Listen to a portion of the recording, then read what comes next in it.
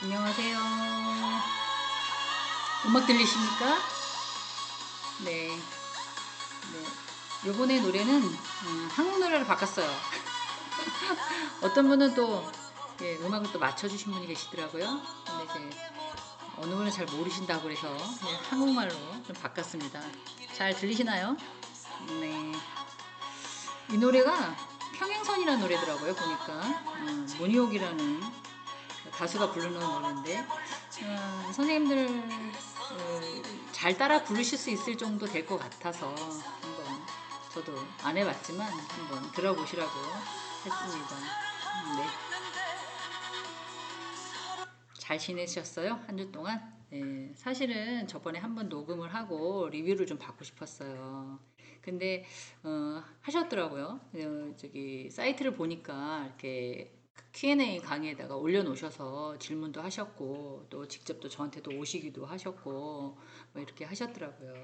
그래서 이제 문제점을 좀 해소를 해드리면 첫 번째는 좀 용어가 어렵다 이런 말씀을 많이 하셨고요. 두 번째는 강의를 이제 듣다가 자꾸 뭘 누르거나 숫자를 이렇게 체크업하는 게 있나 봐요. 근데 그 부분에 대해서 너무 신경 안 쓰셨으면 좋겠고 이제 제가 싹 다 없애서 올릴 거고요. 근데 이제 경매나 투자나 뭐 이렇게 금융 쪽의 용어들은 제가 만든 게 아니잖아요. 되어 있는 거를 이제 경제적으로 이런 것들을 쓰는 것들을 이제 용어를 전달하는 입장에서 설명을 어떻게 좀 편안하게 우리가 이제 약간 이렇게 일반 사람들이 알아듣기 편하게 이렇게 제가 설명하려고 엄청 자료도 좀 보고 노력도 하고 막 이렇게 하거든요. 그러니까는 잘 처음에 들으신 분들은 이해 못 하시거나 어려우실 수 있어요. 충분히 이해합니다. 네, 그런 분들은 너무 스트레스 받지 마시고요. 아, 저런 내용이 있구나. 저걸 제가 들어서 혹시 이쪽으로 듣고 이쪽으로 빠져나간다 하더라도 그런다 그래도 저런 뉴스에 보면 내가 저런 얘기를 들었었지 이렇게 이해하시면 좋을 듯 싶어요. 그러니까 너무 걱정 안 하셔도 될 것 같고요. 저번에 보니까 다 들으셨더라고요. 자료를 보니까. 근데 이제 제 수업을 좀 들으셨던 분도 계시고 처음 들으신 분들도 계시고 그래도 사실 뭐 이 수업을 듣는다고 해서 돈을 내가 왕창 벌거나 이런 건 아닌데 이제 알고 계시는 것들을 맞아 그런 내용이 있었지 제가 깜빡 잊어버려 이런 것도 괜찮겠구나 이렇게 상기시키라고 가볍게 들으시라고 해서 만드는 거니까 너무 이렇게 숙제가 너무 많아요 막 이러신 분들 계셨었어요 사실은. 그래서 오늘은 그래서 이제 두 개 정도나 하나 그러니까 숙제에 대해서도 너무 스트레스 안 받으시면 좋을 것 같아요. 그러니까 나는 뭐 나이 먹어서 이 숙제 잘 못해요 이러신 분도 계셨어요 사실은. 그래서 그러신 분은 최소한의 그래도 이제 강의를 한번 들었으니까 얘 여기서 뭐라 그랬지 인터넷 쳐볼까 이렇게 써갖고 오시면 되고요. 그리고 또 좀 공부를 좀 더 집중적으로 하고 싶으신 분들은 나름대로 작성을 잘 해갖고 오시면 될 것 같아요. 그래서 시험이 없는 대신에 이런 이제 근거 자료나 본인이 스스로 뭔가를 했다는 자료를 저한테 보내주셔야 제가 이제 공평하게 성적을 드릴 수 있기 때문에 이제 요구한 거니까 걱정 너무 이렇게 안 하셔도 될 것 같습니다. 그래서 제가 이런 말씀 드렸어요. 처음에는 음악을 딱 듣고 이제 시작하는구나 이렇게 아시라 그런 거고요. 끝날 때도 또 음악을 틀잖아요. 그러면 끝나고 이제 끝났구나. 또 여기 앉아서 50분 동안 이렇게 보시는 것도 힘들 것 같아. 알죠, 제가. 저도 카메라 보면서 카메라에 제 얼굴이 보이지는 않아요. 그래서 카메라 이렇게 보면서 막 설명하는 게 이게 맞나? 버벅거리진 않았나? 뭐 이렇게 또 체크업도 하게 됩니다. 그래서 이제 걱정 안 하시면 되고요. 또 하나는 이 PPT가 한 90% 정도는 제가 다 미리 만들어 놨어요, 사실은. 그리고 근데 10%가 안 된 게 뭐냐면 오탈자가 있는지 또 변경이 된 게 혹시 있는지 그리고 제가 자료를 보고 한 게 맞는지 다시 한번 점검하고 올려드리려고 조금 이제 보류한 상태고요. 맨 밑에 차주 같은 경우에는 16주차, 15주차, 13주차 같은 경우에는 조금 수완 보정, 수정 보완해야 될 사항이 좀 있어요. 그래서 제가 한꺼번에 딱 못 드리는 거 그리고 작년에 했던 수업이 아닙니다. 올해 자율전공에 계신 분들한테 어떤 거가 과연 금융과 경영과 경제에서 제일 적합한 거냐, 그러니까 저희들이 이제 했을 때, 이런 생활 속의 어떤 재테크, 금융, 뭐 그런 것들도 조금 돈과 관련된 거니까 한번 들어보는 것도 괜찮지 않을까 싶어서 이제 제목을 만들어 놓고, 그럼 그 안에다가 무엇을 넣는 게 과연 좋을 거냐라고 해서 이 강의 계획서 갖고 계시나요 혹시? 이 강의 계획서 보면 이거 맨 위에 있는 거는 이제 저번 시간에 했던 거는 대학생이 알아야 될 금융상식. 이거는 이제 금융감독원에서 무료 배부하는 책자예요. 대학생들 누구나 다 보라고. 근데 이제 그거를 대학생들은 잘 모른단 말이에요. 그래서 이제 그런 것들을 설명해주는 그런 책에서 제가 약간 이제 발췌를 해갖고 온 거고, 오늘 같은 경우는 이제 경매와 투자 분석이잖아요. 그 중에서도 어마어마하죠. 이거 한 번 듣는다고 뭐 경매가 뚝 떨어져서 제가 또 뭐 집을 사거나 이러지는 않잖아요. 그래서 이제 그런 내용이나 또 용어 이런 것들 좀 알려드리고, 그래서 3주차, 4주차, 5주차에는 뭐가 할 겁니다 라고 제가 강의 계획서를 쭉 작성을 했잖아요. 그래서 그거대로 그 계획서대로 할 거니까 너무 걱정 안 하시면 될 것 같고요. 그리고 제가 PPT 맨 뒷장에 이렇게 종이 한두 장 이렇게 여분으로 나눠둔 거는 굳이 뭐 이렇게 또 뭐 공책을 사거나 이렇게 하실 필요 없이 거기다 그냥 수기로 작성하셔도 되고요. 그래서 워드가 편하신 분들은 워드로 작성하셔도 되고요. 자유롭게 하셔도 됩니다. 또 하나 이제 프린트가 문제예요. 뽑아서 보셨으면 좋겠습니다 라고 하셨는데, 아유 저는 뭐 그냥 컴퓨터로 볼래요 이렇게 하시면 컴퓨터로 보시고요. 프린터를 돈 주고 절대 하지 마세요. 제가 그 자율전공에 있는 자율전공에 있는 그 조교, 이름이 조은비인가 하는 조교한테 제가 이거를 미리 이렇게 한 주차 거 이렇게 미리 보냅니다. 보내서 혹시 주말반이라 하더라도 오시잖아요 학교에. 그러면은 효행관 5층 507호에 가셔서 생활과 재테크 한번 프린트 한번 해서 저 좀 주세요. 2부 해주세요. 제 친구랑 같이 가져갈게요. 뭐 3부 해주세요. 이렇게 부탁을 하세요. 제가 부탁을 했습니다. 그렇게 뽑아준다고 약속을 했어요. 그래서 굳이 뭐 이렇게 뭐 비용을 들으시면서까지 돈을 쓰시면서까지 프린트하지 마시고요. 그리고 아유 뭐 거기까지 가 그거 받느라고 난 집에 있으니까 내가 뽑을래 이러시는 분은 집에서 뽑으시고요. 그렇지 않으신 분은 효행관 507호에 가시면 조교가 예쁘게 또 프린터를 해놓고 준비하고 있을 겁니다. 그러니까 너무 또 그 프린터에 너무 걱정 안 하시면 좋겠고요. 또 하나 말씀드리고 싶은 게 뭐냐면 다 잘 들으셨어요. 그런데 그 박봉흡 선생님 제가 통화도 했거든요. 근데 이제 박봉 선생님 잘 이거 어떻게 들으시는지 잘 모르시는 경향도 없잖아요. 있는 것 같기도 하고 안 들으셨어요. 근데 이게 출석 체크가 잘 안 되잖아요. 그러면 제가 어떻게 기말에 제가 이렇게 만져 드릴 수가 없어요. 수기로 체크를 해서 기말에는 조금 이렇게 조정해서 제가 넣어드리지만, 이거는 한번 이게 주차가 끝나 기간이 지나잖아요. 그럼 제가 손을 못 건드려요. 그러니까 웬만하면 이렇게 조금. 또 한 분은 누구시냐면 전화도 안 받으셔서 걱정이 되는데, 민부선 선생님. 네, 민부선 선생님은 조금 안 계시더라고요. 전화도 안 받고, 그래서 문자를 제가 드렸어요. 그래서 이런 그 좀 친하신 분 있으시면 같이 이렇게 좀 들어야 된다더라. 들었니? 뭐 이렇게 약간 아니면 같이 들읍시다. 뭐 이렇게 해서 조금 해주셨으면 감사하겠습니다. 자, 오늘은 이제 경매 투자 분석에 대한 경매에 대한 절차라고 얘기를 하는데, 뭐 사실 뭐 인터넷 쳐보면 젊은 사람들은 다 금방 알 수 있죠. 근데 뭐 저희가 그거를 모르는 바는 아니지만, 그래도 그 중에서는 기본적으로 아유 나는 경매에 관심 없어 라고 하는 것보다 저희가 지금 배우려고 하는 그런 어떤 수업이 생활 속의 어떤 재테크, 돈을 좀 투자해서 돈을 더 벌 수 있는 그런 방법을 얘기를 하는 거잖아요. 그 중에 하나가 이제 경매가 있다라는 거죠. 경매를 하기 위해는 이제 지역이 어떤지, 내가 사는 주변이 제일 만만하다고 제가 말씀드렸죠. 너무 멀리 나는 의정부에 사는데 서초동에 뭘 한다고 남 얘기만 듣고 가서 할 수는 없는 거잖아요. 그러니까 내가 살고 있는 주변에 조금 더 물건이 싼 거, 그리고 저걸 사두면 돈이 되는 것들. 이제 그게 제일 좋다고 저는 판단이 됩니다. 그리고 이제 물건 분석. 내가 돈을 쓴 것만큼 어떤 이익이 있어야 되는지, 아니면 그 물건보다 빚이 더 많은지, 그리고 내가 그거를 낙찰받았을 가능성이 있는지, 모든 사람들이 그걸 또 노리고 있는지, 이런 것도 좀 봐야 되잖아요.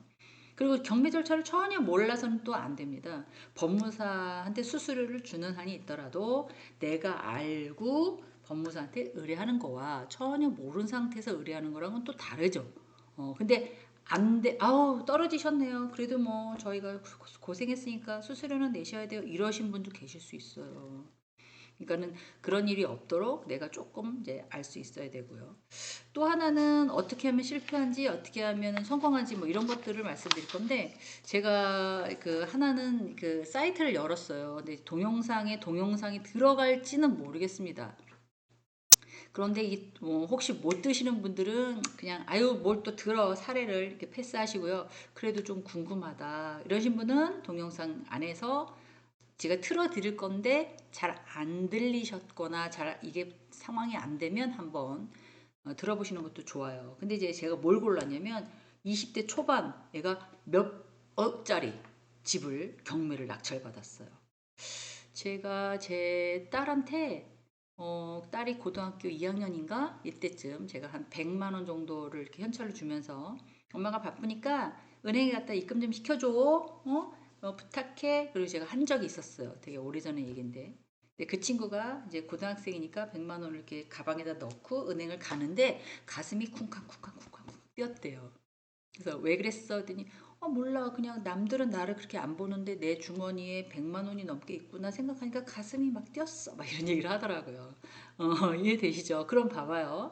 이제 제가 이제 돈을 한 10억 정도를 수표를 넣고 막 간다고 가방을 메고 어디 간다고 생각을 해보세요. 그러면 가슴이 어떻게 돼? 남들은 나를 그렇게 보지 않는데 저 혼자 내 주머니에 돈이 10억 있어. 어떻게 잊어버리면 큰일 나. 뭐 이런 거잖아요. 똑같은 거죠. 근데 그 친구는 20대 때 몇 억을 주고 경매에 투자해서 집주인이 됐어요. 그래서 인터뷰하는 사람이 저한테도 엄청 큰 돈인데 업 단위가 20대 초반한테는 엄청 큰 돈인데 떨리진 않으셨어요? 뭐 이런 거 물어보더라고요. 근데 그 친구 말을 좀 잘 들어보세요. 그 친구도 뭐 얼마나 많이 알겠어요. 20대 초반인데 사회 물정 그렇게 많이 모를 거 아니에요. 그러니까 혹시 동영상을 보실 때 같이 좀 깁니다.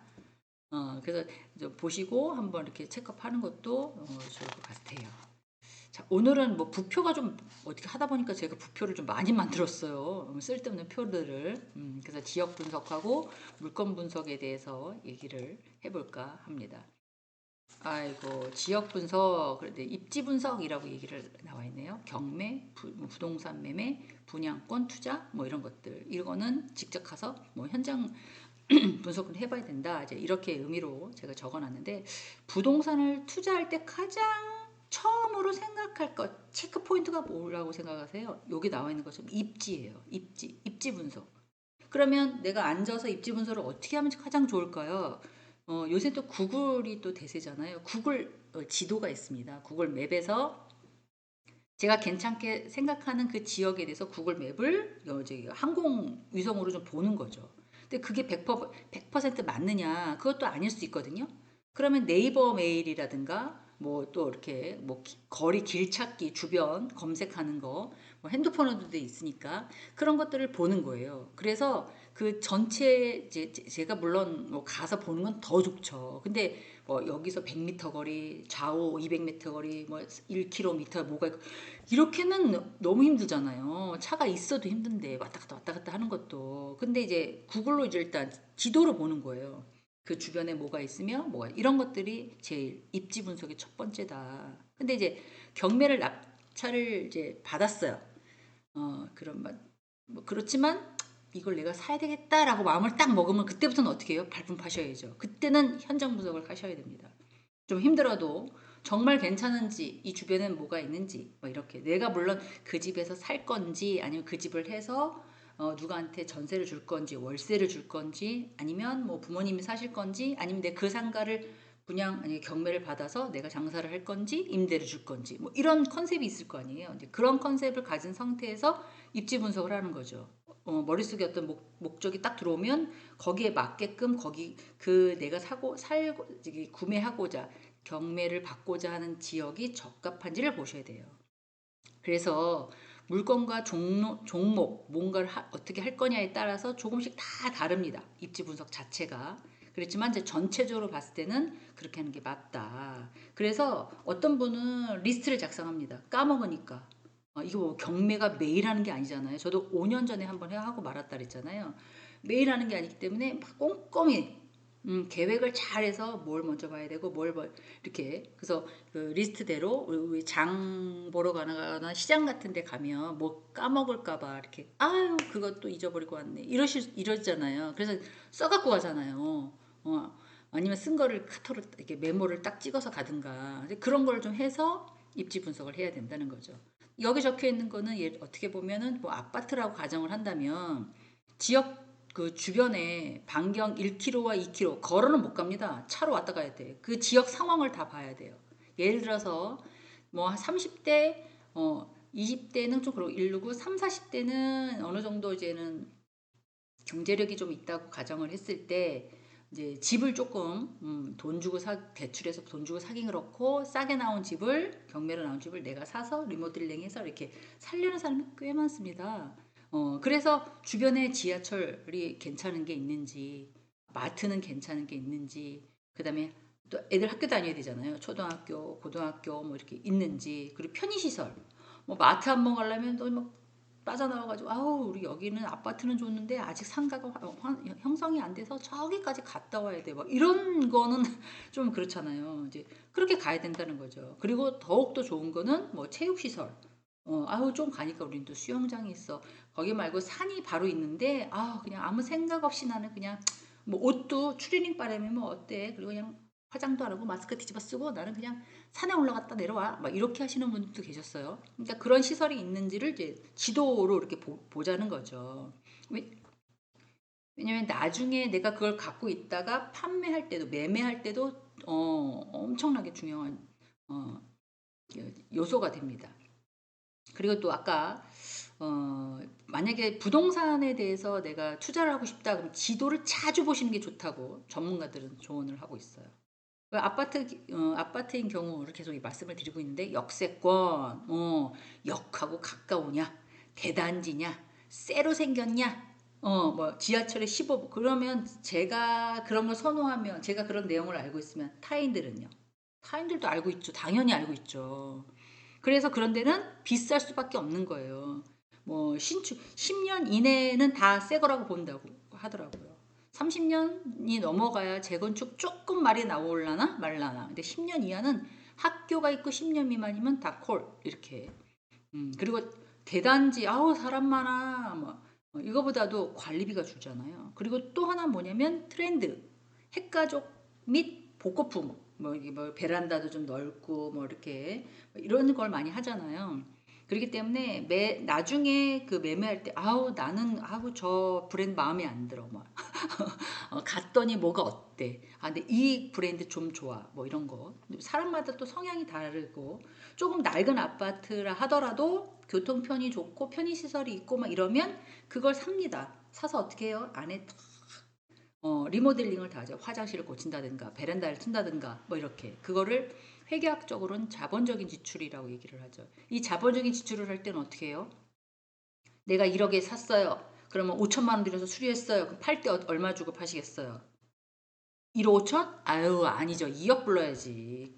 왜냐하면 거기에 취득세, 등록세 뭐 이런 거 있으니까 시가가 있잖아요. 조금 더. 그 사람들이 아우 똑같은 아파트인데 여기는 1억 8천 나왔는데 여기는 왜 2억 불렀어? 뭐야 도대체? 그러면 부동산이 뭐라고 하겠어요? 아 여기는 리모델링을 기가 막히게 해놨습니다. 안에 뭐 들어가실 거 없어요. 다 빌트인으로 꽉 차 있습니다. 뭐 이렇게 얘기하면 그래서 아 그래요? 가격이 뭐 근데 좀 어떤 분은 이런 분도 계셨어요. 뭐 뛰어가라고 하세요. 이거 필요 없으니까 뭐 이러신 분도 있는데 저는 어떤 경험이 있었냐면 이제 장을 쫙 짰어요. 한 380만 원인가 주고 쫙 짰는데 그거를 안 쓰신다고 한다면 제가 뛰어갖고 와서 여기에서 좀 한 셈에서 했기 때문에 오버해서 좀 늦고, 그렇지 않으면 제가 썼으니까 감가상각해서 200만 원에 드릴게요. 뛰어와서 설치하는데 뭐 200, 새로 할 때 얼마, 뭐 이렇게 견적이 놨어요. 그랬더니 그분이 딱 보시더니 아, 뭐 깨끗하네요. 그래서 그냥 저는 그 돈, 그러니까 집값 말고 별도로 그 돈을 그분이 주시고, 그냥 원래는 떼어갖고 오려고 그랬거든요. 그냥 일반 일자가 아니라 막 이렇게 고풍스럽게 약간 앤틱처럼 이렇게 뭐 아는 사람을 통해서 했기 때문에 막 달고 막 이랬었거든요. 그런 것도 있을 수 있다는 거죠. 그렇게 맞춰서 한번 찾아보셔야 된답니다. 자, 지역 분석이 계속 아까 말했던 거 다 같아서 이렇게 보시면 다 알겠는데, 뭐 KTX 가까워야 된다, 고속도로 가까워야 된다, 아이고 이런 데가 뭐 그렇게 뭐막 역세권이어야 된다, 지하철을 이렇게 참 아유 만만치 않습니다. 근데 아파트를 상승하는 세 가지 요소를 뽑는다 그러면 역세권, 역하고 가까우냐, 대단지냐, 신축이냐, 3년 미만. 그러면 아파트 값이 기가 막히게 올라가요. 그러면 봐요. 거꾸로 내가 경매를 해서, 아니 경매 꼭 아니더라도 내가 아파트를 사서 역세권이야, 대단지야, 그다음 3년 미만의 신축 건물이야. 그러면 최고 가치가 높을 때가 언제예요? 3년까지예요. 내가 샀을 때 가치가 끝까지 올라갔을 때는. 그러면 3년 안에 쫙 팔고 나와서 다른 집을 가는 것도 좋은 방법이라는 거죠. 그리고 여기 교육 뭐 초품화라고 되는데, 초등학교를 품고 있는 아파트 이런 뜻이랍니다. 왜냐하면 저학년들이 안전적으로 통학을 하는 것들을 원하잖아요, 다. 그렇게 한다는 거죠. 그래서 웬만하면 이제 어릴 때 이렇게 애기들을 데려다주고 데려오고 막 이런 거. 그리고 더 하면 아우 우리 동네 아이파크가 들어와서 정말 괜찮아. 아유 아이파크보다 더샵이 괜찮지. 나는 사봤으니까 괜찮더라고. 리첸시아는 고급 지역에만 있어. 뭐 이렇게. 그래서 제가 아는 브랜드 다 적어놨어요. 이거 말고도 다른 것도 있는데 이러실 수 있죠. 근데 이제 요즘 잘 나가는 브랜드만, 건설사까지 다 제가 파악을 하지 않고 아파트 브랜드만 제가 한번 담아봤습니다. 그리고 나서는 지하철, 교육 다 좋아요. 그런데 조금 멀리 떨어져 있는 지역, 김포에서 장기동에서 쭉 검단 그 라인도 좀 괜찮고요. 그다음에 양주에서 안쪽으로 쭉 더 들어가는 것도 괜찮고요. 그리고 양평에서 안쪽으로 쭉 더 들어가면 전원주택이 꽤 많고요. 서울에 있는 것보다 훨씬 더 괜찮은 지역이 많더라고요. 근데 항상 느꼈던 게 뭐냐면, 제가 그 인천 라인이나 이쪽 의정부 쪽이나 뭐 양주 쪽이나 다이든 편의시설이 그렇게 많지 않다는 거죠. 마트는 있을 수 있어요. 근데 도서관이나 영화라든가 뭐 백화점이라든가 뭐 이런 것들, 그리고 병원도 하나 정도. 뭐 주차 시설이 좀 편하고 산하고 강 이런 건 있지만, 사람이 해야 될 여러 가지 그 조건 중에 하나가 일단은 단순하게 뭐 먹고 사는 것만 하는 건 아니잖아요. 요새는 편의시설, 뭐 영화, 뭐 연극, 뭐 이런 것들도 좀 많이들 즐겨서 하시니까. 그래서 그런 것들이 형성이 된다면 그 뭐 값이 다르죠. 제가 이제 사람들한테 물어보거나 이제 주변에서 이제 아니면 인터넷에서 이렇게 들어가는 물어보는 걸 제가 하나 딱 초이스를 했는데, 은퇴 후에 선호한 지역이 어디십니까? 라고 뽑았는데 선호도가 높았어요. 그게 어디냐면 양주시입니다. 양주시. 가보셨나요? 주변에 고속도로, 고가 뭐 그런 게 형성되지 없죠. 주변에 상가도 너무 깔끔하게 다 있죠. 그리고 거리라고 그러죠. 블럭과 블럭 사이가 상당히 넓고 그러니까 뭐 시끄럽지 않은 지역이죠. 그래서 조용한 곳이다라고 해서 양주가 좀 뜨고 있다고 해야 되나? 그렇게 좀 많이 은퇴 후에 조용히 뭐 너무 시골에 가서 난 텃밭 하고 살래 이거 아니라고 봐요, 저는. 그거는 이제 조금 나이 드신 70대 80대 분들은 가능해. 근데 이제 50대 60대 분들은 이제는 도시 생활에 익숙해지셨기 때문에 그렇게까지는, 물론 손재주가 있으신 분은 그렇지만 그래도 어느 정도는 이제 유락시설이라고 표현을 해야 되나요? 이런 편의시설이 좀 갖추면서 시끄럽지 않고 사람 많지 않고, 조금만 나가면 공원이고 산이고, 그리고 조금 더 가면 금방 병원이고, 그리고 조금 더 친구 만나러 앞으로 가면 이제 대도시고, 이런 것들을 선호한다라는 게 얘기를 하고 있더라고요. 그래서 젊은 부부들도 뭐 직장이 꼭 서울이 아니면 그렇게 아둥바둥 막 묶어서 살지 않고 나는 편안하게 이렇게 살래 뭐 이런 것들을 선호하는 사람마다 조금 느끼는 감정이 조금씩 다르잖아요. 그렇지만 보편적인 생각을 이제 말씀을 드리는 거죠. 자, 그 다음에는 뭐가 나오냐면요. 이제 물건 분석입니다. 이제 지역 분석이 끝났고 물건 분석, 보존 상태 같은 걸 봐야죠. 경매를 하거나 집을 구매했을 때 상황을 그래서 집 보러 가는 거잖아요. 그래서 요새는 뭐 집 보러 간다고 해서 또 뭐 좀 이렇게 이상하게 그래서 부동산을 끼는 이유가 제가 생각하기엔 그래요. 그 부동산에 사람을 갔을 때 집 보러 갑니다라고 깔끔하게 보여줘야지. 청소도 해. 지금 안 돼요. 제가 나와 있으니까. 좀 이렇게 시간 약속을 하고 요새 가는 이유가 이제 좀 예쁘게 하려고 보여주는 거죠. 그리고 단지가 큰 거를 선호하는 이유는 얘는 대부분의 관리비가 저렴하고 공공관리비라든가 뭐 이런 거 그리고 단지가 크게 되면 그 건축기준법에 단지 내 운동시설이라든가 편의시설 뭐 그런 것들도 좀 잘 되어 있고 그리고 단지가 크면 그 지역의 랜드마크가 된다고 그러더라고요. 양주에 무슨 아파트로 가주세요. 그러면 다 아는 거야. 뭐 어디에 무슨 아파트로 가주세요. 그럼 다 아는 거야. 거기에 사람들이 너무 많이 살고 뭐 약간 그 지역의 대장 아파트가 되면 거기 예 거기 좀 단지가 작죠. 뭐 이렇게 그리고 뭐 단지가 크면 주차도 시설이 좋을 거 아니에요. 지하 2층에서 3층까지 이렇게 그리고 주차장을 내려가는 별도 엘리베이터도 있고 이렇게 만들어 놓는다고 합니다. 그래서 이제 단지의 큰 거를 얘기를 하죠. 그 브랜드는 아까 말씀드렸고 층하고 향. 요새는 너무 고가가 많지 않습니까? 고가랜드야. 고층이 많지 않습니까? 저는 8층 이상은 안 살아봤는데 제 지인한테 갔을 때 27층 가봤는데 그냥 안에서 생활하는 거는 어떻게 견디겠더라고요. 근데 이렇게 바깥을 내려보니까 조금 뭐라 그래야 되나? 무섭다 그래야 되나? 그리고 느낌상 약간 흔들리는 느낌이 들더라고요. 그래서 20층을 기준으로 한다면 8층에서 12층 사이가 로얄층이라고 표현을 하기엔 조금 한데 70%. 근데 별 차이도 안 나요. 꼭대기층하고 너무 저층을 제외하고는 거의 다 비슷하다고 보시면 돼요.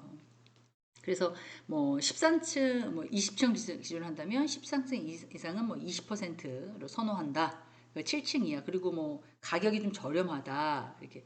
근데 만약에 이건 만약입니다. 전기가 나갔어요. 그래서 엘리베이터가 안 됐다고 가정을 해요. 그럼 어떻게 내려오실 거야? 그쵸. 여기 제가 향은 제가 안 적었는데 예를 들어서 서양 아파트다라고 그러면은 대부분의 서양 아파트는 뷰가 좋대요. 뷰. 예를 들어서 뭐 산도 보이고 공원도 보이고 저쪽 청라 쪽에는 골프장도 보이고 이런다는데 저는 그건 별로 안 좋을 것 같아. 아파트 안에 곰이 날라올 수도 있잖아요. 이렇게 보이는. 그러니까 일단 뷰가 좋아서 통계적으로는 그렇다. 서향을 바라보는 아파트. 그러면 남양은 어떠냐? 우리는 남양은 햇볕이 들어오니까 따뜻하다고 생각하잖아요, 대부분. 근데 남양은 그냥 보통이라고 하더라고요. 그러면 서양이 더 비쌀라나? 이렇게 생각하실 수 있는데 아닙니다. 가격은 비슷합니다. 이렇게 나와 있더라고요. 네, 왜 그렇게 치는지는 모르겠는데 이거는 이제 통계적인 거니까 아니던데 우리는 서양에는 빌딩밖에 안 보이는데 이러실 수도 있고요. 남양이지만 해가 안 들어요. 우리는 뭐 이러실 수도 있고 상황에 따라 다르겠지만 이제 통계적으로는 아파트를 그렇게 만들더라라는 거죠. 그래서 어떻게 보면은 아파트를 이제 시세 확인하는 게 가장 중요해요. 중요하고 국토부의 실거래 사이트 같은 거 제가 이제 저번 시간에 보여드렸던 사이트 있잖아요. 그런 데 가서 좀 확인을 해보고요. 그리고 이제 대출 기준도 조금 알아봐야 돼. KB 부동산 같은 데 들어가시면 시세를 중요시 여기기 때문에 거기가 짜요. 그리고 제가 거기서 대출 받으려고 노력했었는데 시세보다 좀 빡빡하게 주더라고요. 예를 들어서 예를 들어서 하나은행 같은 데는 뭐 1억을 해준다 그러면 KB 같은 경우에는 뭐 8천 정도까지 밖에 그러니까 손해 안 보려고 막 이렇게 막 이런 약간 그런 느낌이 있어서 대출도 좀 알아보시고 내가 뭔가를 살려는 경매를 하거나 구매하려는 아파트에서 그런 걸 봐야 되고요. 또 하나 네이버 부동산 사이트에 가서 매물도 좀 비교해야 될 거 아니에요. 같은 층에 같은 아파트에 비슷한 평수면 여기는 얼마나 나왔나? 여기는 왜 이렇게 많이 차이가 났지? 분명 차이가 있을 거예요. 3천, 4천 정도씩 차이가 나는 건 내부 구조 시설이 다르다는 거죠. 그리고 투자하고 매매를 하고자 하는 그 지역을 자주 모니터링 하는 것도 중요하다고 찾아보는 거죠. 괜찮은지 사람들한테 물어보고 관심도 갖고 그렇게 하는 게 좋은 방법이 될 수 있다라는 거를 얘기를 하더라고요. 자, 그 다음에 부동산 입찰을 위해서 이제 정리. 맨 처음에는 어떻게 보면 지역하고 물건 분석을 해야 되잖아요. 이제 근데 생각해 보면 공인중개사도 잘 모르는 그런 정보들이 있을 수 있어요.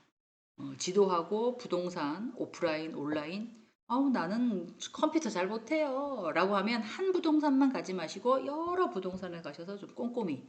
그리고 이제 연세가 있으신 분들은 자녀들, 아들, 딸, 40대, 50대 된 아들, 딸 데리고 가셔서 이렇게 꼼꼼히. 아유, 나는 모른다. 네가 알아서 해라. 이런 것도 좀 아니에요. 제 주머니에서 돈이 나간다면 신경을 좀 써야겠죠. 그래서 지역 가서 좀 꼼꼼히 해야 되고요. 두 번째는 시세와 매물을 제대로 확인을 해라 라는 게 포인트입니다. 같은 아파트지만 아까 말씀드린 것처럼 내부 인테리어가 다르면 물건과 시세가 다를 수 있어요. 또 하나 그 물건에 따라 대출이 어느 정도인지도 그리고 또 이거는 주인이 다른 경우도 있습니다. 요새 이제 젊은 부부들 상대로 전세 사기가 너무 많잖아요. 그래서 주인이 다른 경우도 있어요. 그러니까 아예 노골적으로 저는 얘기를 하고 싶어요. 본인이고 신분증하고 이렇게 주민등록하고 얼굴하고 이렇게 갖고 오시면 어떤 분은 이러신 분도 있었어요. 아니 무슨 이런 뭐 이거 하나 파는데 부동산에서 맞으면 맞다고 해야지 무슨 신분증 갖고 와서 얼굴까지 비춰달라고 그래요. 막 이렇게 나이 드신 할머니가 그렇게 얘기를 하신 적이 있는데 아니라고 요새는 안 좋은 사람들이 너무 많기 때문에 이렇게 좋은 사람끼리 서로 이렇게 매매를 한다고 하면 정확하게 하시는 것도 나쁘지 않다. 뭐 이렇게 또뭐 이해를 막 시켰어요. 그랬더니 400인가 300인가를 그때 당시 안 깎아줘가지고 제가 그냥 파토내 버렸거든요.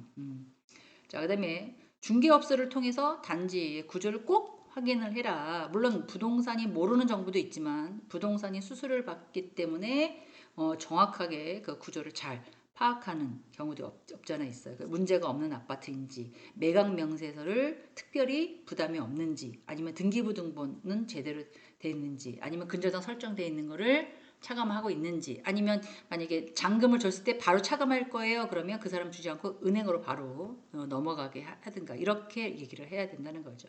그리고 이제 권리 분석을 확인해라. 법원을 통해서 물건을 이렇게 낙찰받는다. 지금 경매에 대해서 얘기하고 있잖아요. 저희가 낙찰받기 전에 낙찰자가 낙찰 금액을 추가로 인수해야 되는 그런 권리인지도 권리 분석을 통해서 확인을 해 보셔야 돼요. 그리고 기준이 되는 그런 권리를 좀 찾아내서 이전 권리가 인수되고 그 이후에 말소되는 건지 아닌지 이런 사항도 좀 꼼꼼하게 보셔야 돼요. 아이고 나는 몰라요. 숫자 너무 어려워. 아유, 이건 할 줄 모르고 이건 아니라고. 아, 나는 몰라. 애들이 알아서 하고 남편이 알아서 하겠지. 뭐 이렇게 생각하시면 안 돼.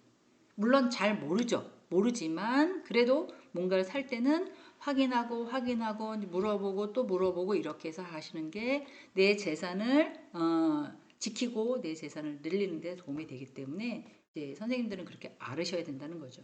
그래서 만약에 문제가 없어요. 그러면 여기 5번에 있는 것처럼 적당한 가격으로 입찰과 낙찰을 받아야 되는데 이 적당한 가격 이게 엄청 어렵기도 하고 까다로운 거예요.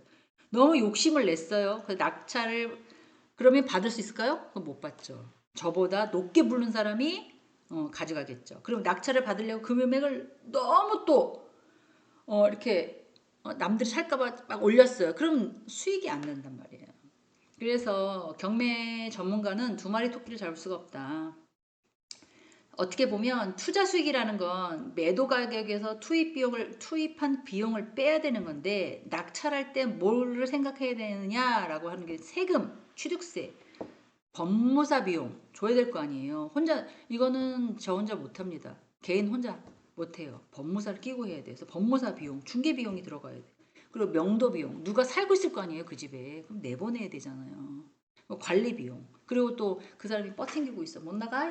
막 이럴 수 있잖아요. 이러면 또 문제가 생길 수 있거든요. 그래서 금융 비용, 또 수리비, 그리고 또 집을 막 진짜 엄청나게 이상하게 쓰고 가신 분들도 있을 수 있거든요. 그러면 또 내가 고쳐야죠. 뭐 집 바뀌었는데. 그런 것들을 조금 생각을 해봐야 되지 않겠는가. 그래서 뭐 적당한 가격에다가 플러스를 꼭 하셔야 된다라는 말씀을 또 드리고 싶습니다. 자, 그 다음에 상가의 중요한 뭐 포인트 뭐 여러 가지가 있는데, 이 상가는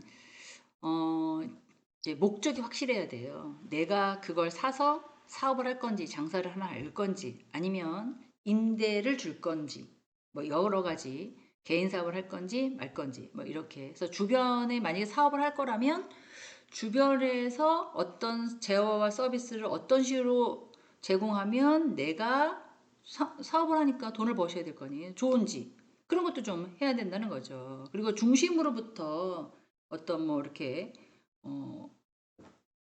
뭐가 예를 들어서 뭐 CU가 있는데 또 CU를 연다. 그건 아니죠. 그 다음에 뭐 옆에 그 커피점이 있는데 또 커피점, 브랜드가 다른데요 라고 생각하지만, 그거는 저는 또 돈가스 집이 있는데 또 돈가스를 연다. 이거는 좀 별로라고 생각하거든요.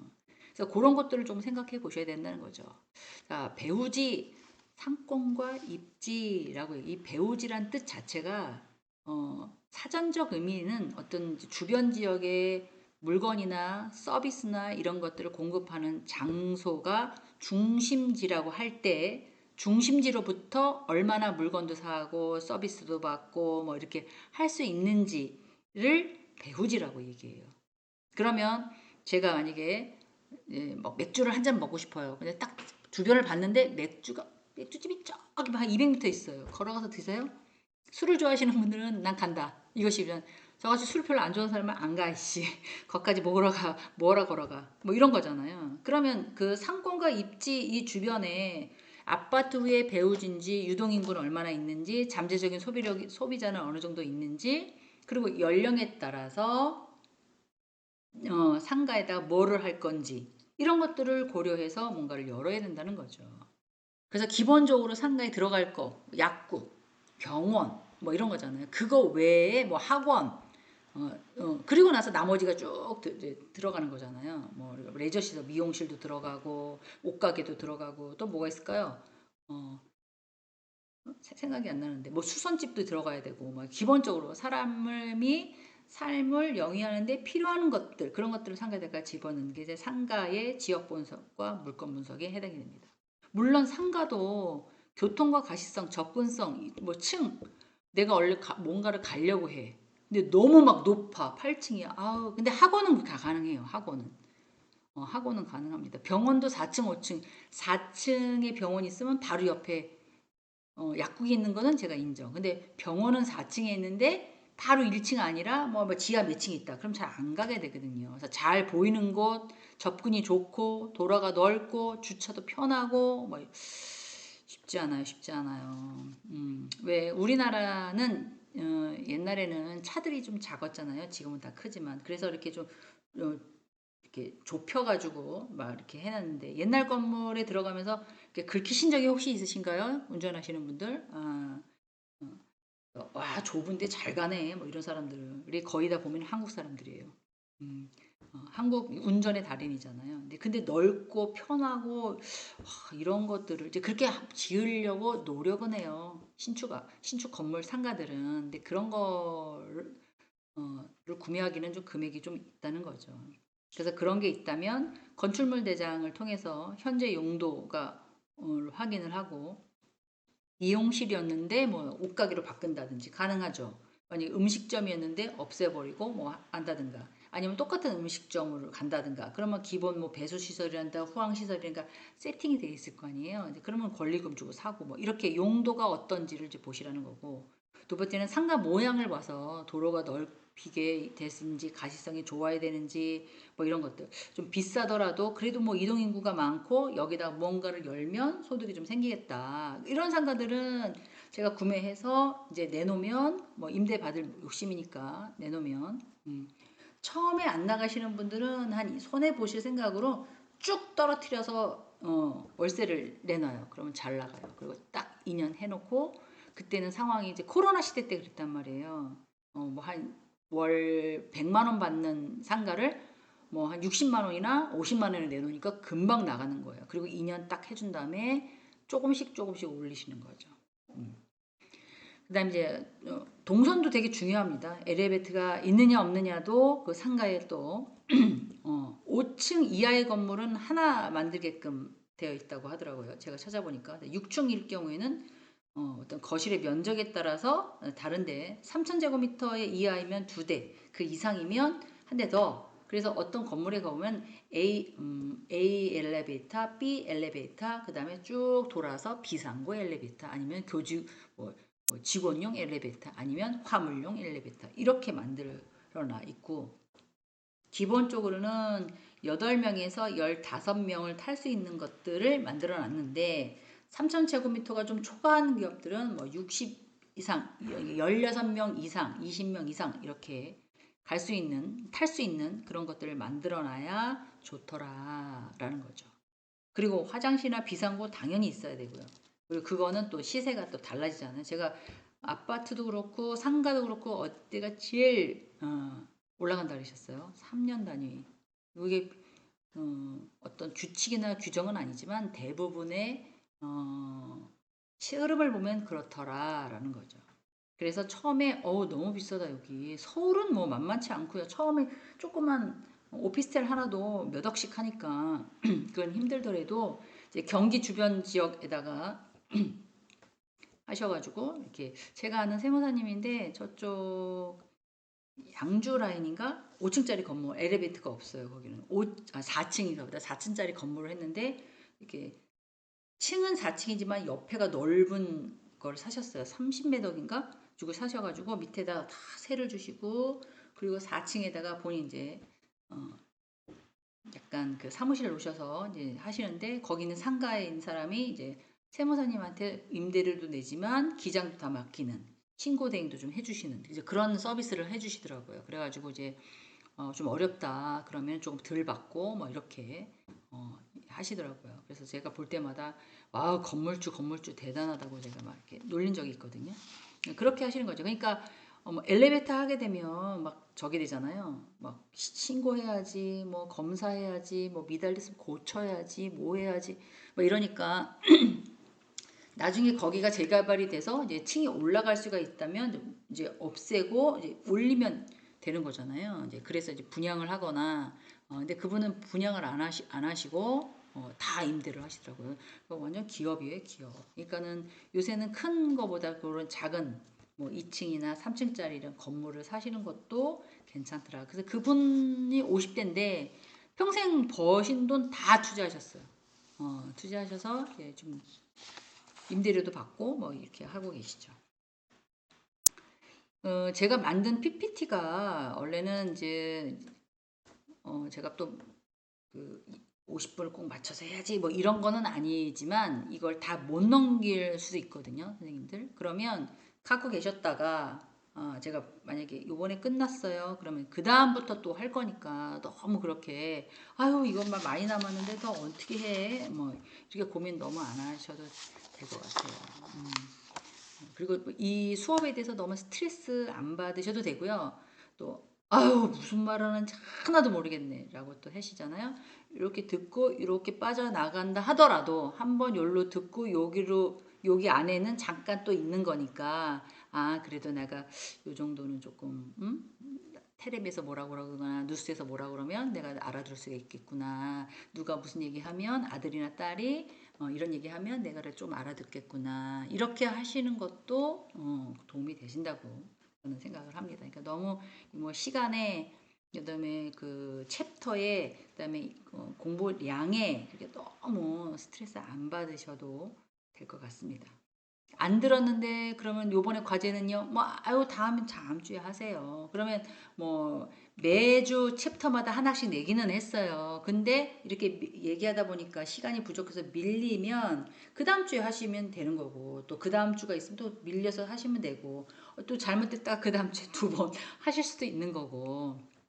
그러니까 그걸 뭐 다 예쁘게 잘 써갖고 오려고 막 스트레스 받거나 그렇게 안 하시면 좋을 것 같아요. 그리고 이제 두 번째 동영상이라 말씀을 드리는데, 선생님들 시험을 안 보지만 과제로서 이제 제가 성적을 드려야 되잖아요. 그래서 과제를 보면 이분이 어떻게 준비를 했구나라는 게 보입니다. 그래가지고 좀 정성을 들이신 분들 위주로 좀 드리고, 아유 우리는 나이도 많아서 못해요 이러신 분은 그냥 오십시오.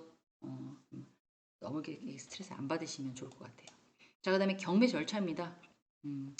경매는 왜 생겨날까요? 뭐 돈 안 갚으니까 당연히 뭐 생기겠죠. 그러면 제가 누구한테 돈을 빌렸어요.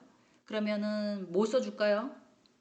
공짜로 널 믿고 주는 거야 이러면 너무 감사하겠지만, 차용 증서 같은 거 써주시는 분들도 계시고, 차용 증서도 증서지만 야 미안한데 근저당 설정하면 안 되냐 너희 집에다가 뭐 이렇게. 근데 급하면 어쩔 수 없는 거죠. 뭐 그런 경우도 있고, 사업을 하시다가 아니면 뭐 대금을 주고받을 때 보증을 잡아놓는 경우도 없잖아 있고, 뭐 여러 가지가 있습니다.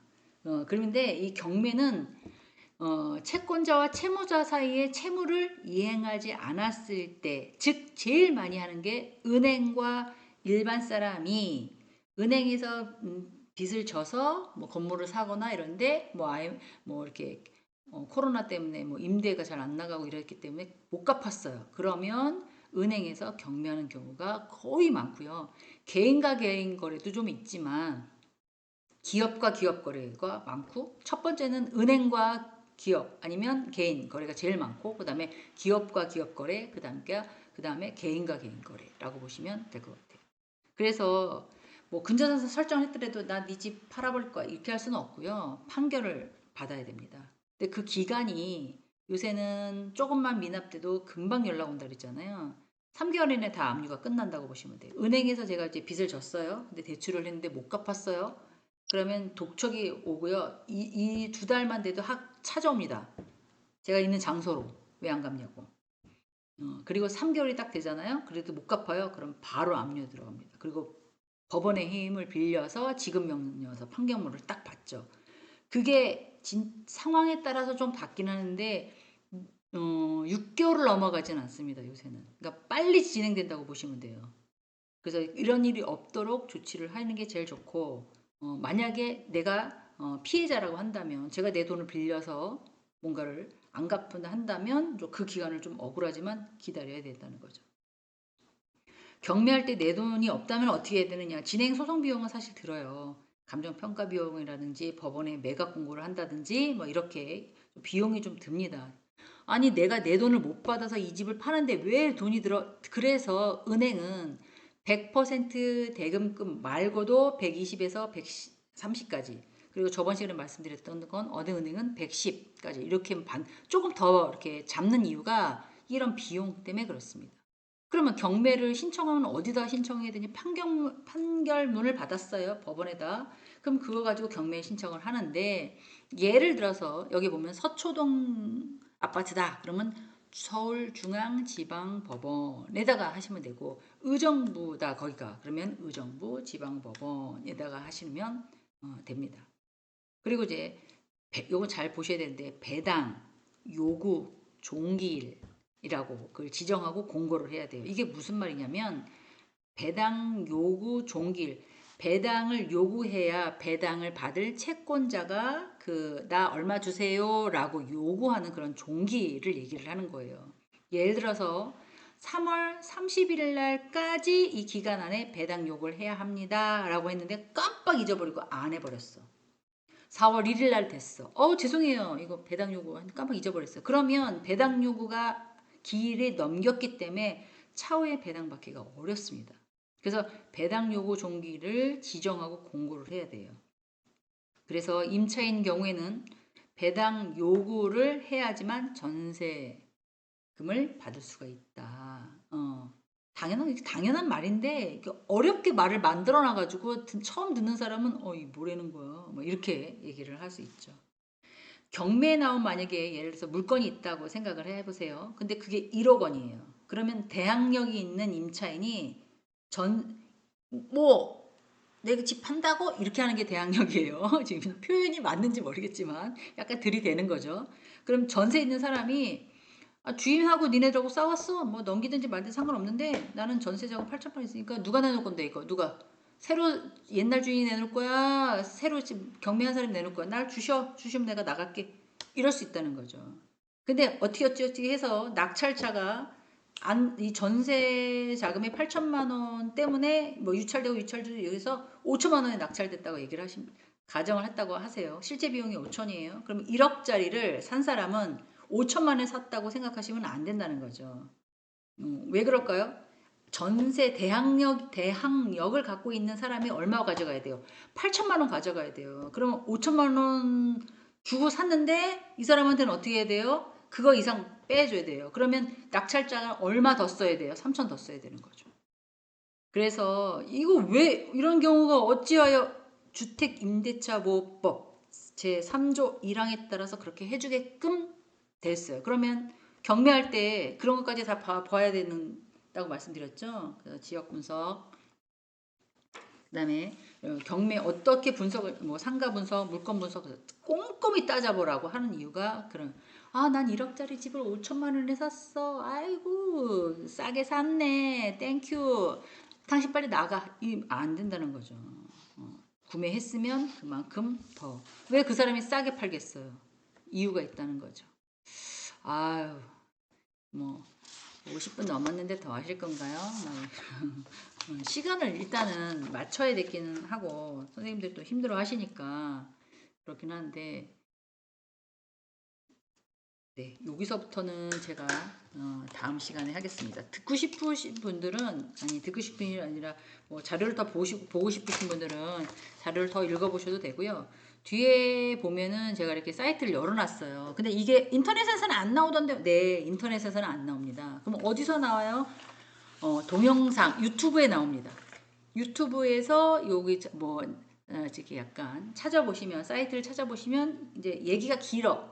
이러쿵저러쿵 얘기가 길기 때문에 이 친구 얘기를 들어보시고 이 친구는 이렇게 해서 했구나, 받았구나, 이렇게 인식하시면 될 것 같아요. 자, 오늘은 여기까지 할 거고요. 아유, 또 깜빡깜빡하고 또 제가 또 저걸 키기로 했죠? 네, 음악을 또 키기로 했죠? 네, 제가 이거 말씀을 드렸어요.